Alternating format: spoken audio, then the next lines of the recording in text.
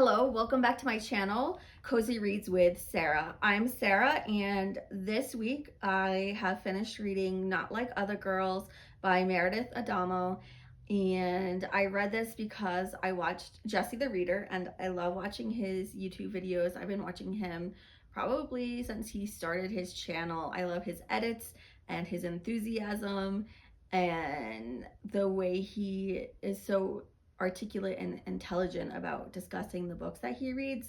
This is the second book that I've read after hearing him review it. The first one is his favorite book, which is Miss Peregrine's Home for Peculiar Children by Ransom Riggs.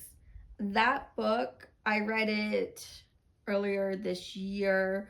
I just really wasn't feeling it. I am not the demographic for that book. I am way out of the YA genre.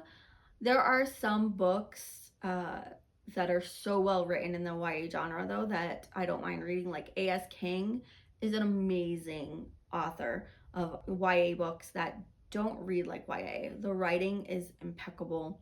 The stories are like gripping, and I'm just so engrossed in A.S. King's books. I love her writing, and I'm trying to read everything she's written because I think that her books are amazing. Let me tell you some of those books. She has Still Life with Tornado. That was the first A.S. King book I have ever read, and it blew me away. And then there is Gloria O'Brien's History of the Future. Switch. I have Switch in my TBR as well to read. She has so many books. Oh, Please Ignore Vera Dietz. These are just some of her books, and she writes so intelligently, and I really connect with her characters that she writes. But anyway, back to Jesse's review of Not Like Other Girls. He did a video all about tropes, titles that have the tropes in it, in the title. This trope is Not Like Other Girls, and it follows our protagonist, Jo-Lynn Kirby. She's 17 years old, a senior in high school, and her best friend, pretty nice Maddie Price, goes missing. They are neighbors and they were best friends until an incident happens. Now, I listened to the book, and the first 30% of the audiobook, I was totally bored. I really struggled to get through. I wanted to DNF the book so badly. I did not like Jo-Lynn.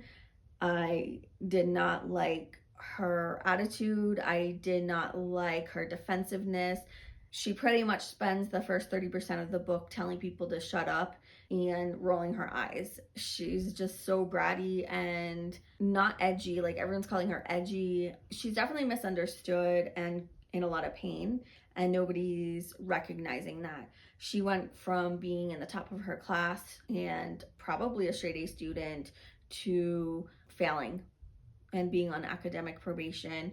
She and Maddie go to an elite high school where it's very competitive, and I think the top one or two, the valedictorian and the second place, the runner-up, receive cash money for that spot. So there is a lot going on with the story. We have Jo-Lynn, who likes to go by Jo, and she's this edgy character who just curses and smokes a lot of weed and hangs out with the guys, and then she doesn't. So we find out why she's no longer friends with Maddie Price.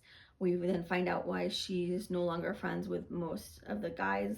We find out why she's kind of gets that label, Not Like Other Girls.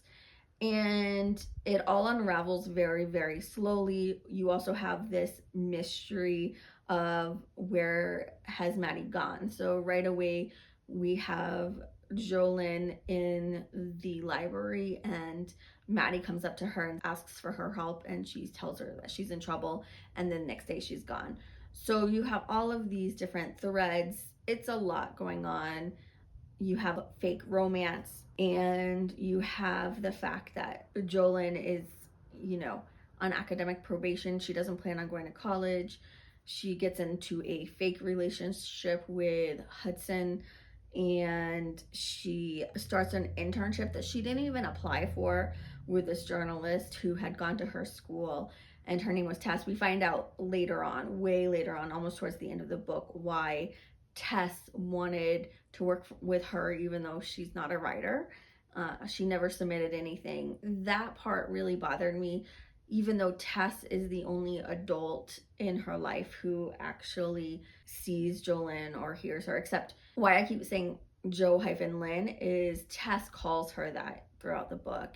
And as someone noted in the comments and the reviews on Goodreads, was that an oversight in the reading? Because I think this person listened to the audiobook like I did. I didn't read the book, so I don't see if she physically calls her, Jo-Lynn. It gets pretty annoying hearing that. Because literally I think she's the only person who refers to her that way. I don't know. I have no idea, but that was just one of the little quirks. I'm gonna play something else that was another quirk of mine that I did not like. It was the reader. So the narrator was Georgina Sadler. She did okay with the female voices. I just could not stand when she read for the guys, especially Joseph, Jolene's father. It was atrocious. I just can't handle when an actor, voice actor, or actor tries to do any accent when it's not done well. We went to see a play here in town, a community theater play, and the two of the main actors were supposed to be using a New York City accent, and it was so atrocious. For me, it was really distracting. I'm not sure if it was done on purpose or that was really their idea of what a New York City accent was supposed to sound like, but it rubbed me the wrong way. So I'm going to play this little clip. This is from chapter 40 for Not Like Other Girls. You are topped with prosciutto instead of pepperoni. He slips his reading glasses to the tip of his nose. Do we want an appetizer? I rip a hunk of bread from the basket. Whatever. Lee echoes. The silence hangs over us until our waiter appears to take our drink order. I'd adore a glass of wine, I say with my best Kate Kirby impression. Dad says, she'll have a Shirley Temple. Dirty Shirley? The mother's voice is fine. The brother Lee is fine. The way that Georgina does the dad's voice just drives me crazy. So the pacing of this book is just all wrong. It's really slow. So in the beginning of the book, Jo only has one friend, and that's Miles. She starts out asking Maddie for a ride to school, and then by the end of the day, Maddie is then asking her for help. And Maddie turned on her. They used to be best friends, and then Maddie becomes her main bully. So Jolene starts to hang out with the guys, and then the guys start bullying her. We do, by the end of the book, find out why everybody's been bullying her, and it's not her fault. But that whatever, and that really kind of bratty, obnoxious attitude is throughout the book. And for me, it became really tiring because this girl is really intelligent, and by the end of the book, you see this intelligence. She's like wise beyond her years, just from having one conversation with Tess, who sees her and really notice that something's wrong and that she's not okay, and has a conversation with her and brings it to light. None of the characters in this book are particularly likable or really grown up, but then by the end, everyone seems to have this amazing insight and everything works out. I will say the middle 30% is where things kind of get answered. You're starting to understand things, but the book really picks up the last 30%. So if you can make it through the first 30% of the book, which is up to chapter 15 if you're reading the book, then it's going to pick up. I don't usually give books that long to let me get hooked and dragged in. I felt like as an older reader, not a young A reader really typically, I felt that there was too much swearing, too much sex talk. Like the way that everyone talks is very sexually explicit, and it made me really uncomfortable. And if I was like a 15-year-old girl, I'd be really uncomfortable. Granted, I grew up in a very religious home, and at that age I was very sheltered. I knew that my classmates were smoking and drinking and partying and doing all those things, but I wasn't partaking. And this is definitely a YA book for, you know, older teens, 17, 18, 19, whatever. But it deals with some really heavy themes. Her parents were really absent parents. They really were permissive. Her father smokes weed with her and her boyfriend, Hudson. And that just feels really, I'm like, okay, yeah, the dad won't let her drink, as you heard in that clip. He's like, you know, just a virgin Shirley Temple, nothing, no alcohol. But he lets her smoke weed with him, which is really, really weird. So, yeah, Joe does want to hang out and be friends with the girls. There's a group in particular called the Birds, and she does regain a friendship with the group throughout the book, and she does start going to parties again, and it's all tied up very neatly at the end. This book, for me, just the first 30% would have been a 1 star. The middle was a 2 star, and the ending was 3 stars. Yeah, 3 stars. And then after hearing the author come on and read her author's note and just hearing the emotion in her voice and how it's really her story and being so candid about it, I gave it 3.5 stars. I appreciate that this author tackles really heavy themes of statutory rape and bullying, revenge, things. Like, I don't want to say the word and get banned, but in a very healthy way where Joe is able to get the support from her parents and regain friends and regain her self-confidence and self-worth, and going to counseling, and her boyfriend Hudson is going to counseling. And I think that's where it's kind of like, okay, she has all this self-awareness and self-knowledge. I don't know many 17-year-olds or 18-year-olds who maybe would have that understanding. I think especially since she did not have a lot of support from the adults in her life, like, where is that coming from? Maybe she found a really great therapist. But I do appreciate the author talking about how it took years of therapy and even switching therapists to confront her own story, and then how she had written this and shelved it because she was afraid to put it out there. So it's just really courageous on her part to not only put this story out there and then put the author's note where she pours her heart out.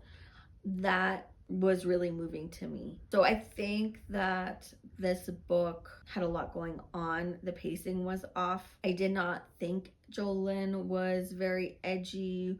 I just thought she was a bratty teenager with no parental supervision and no parental guidance. But I liked the way that the issues were handled, and things were not romanticized, and it wasn't like she was okay with the things that had happened to her.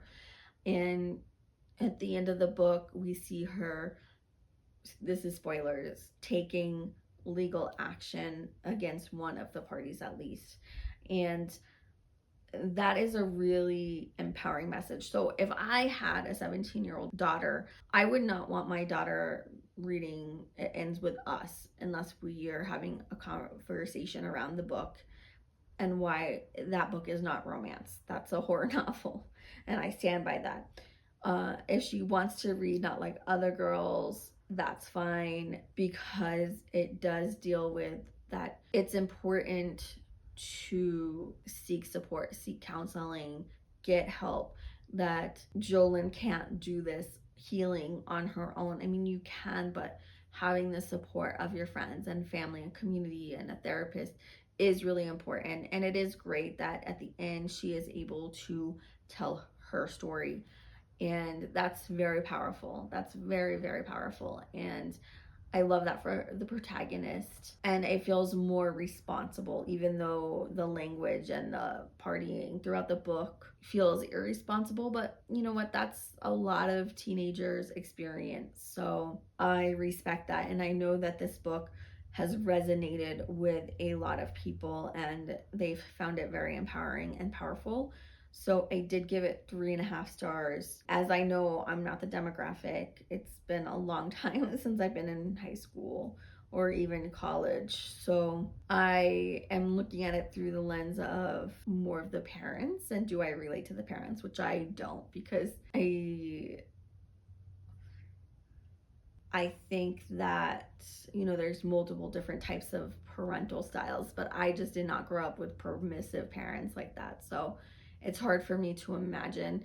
And I'm such a control freak. I don't think I could be one of those permissive parents who just lets their daughter spend the night at her boyfriend's or party all night or and not know where she is or not know what she's doing or who she's with. I would be calling the police.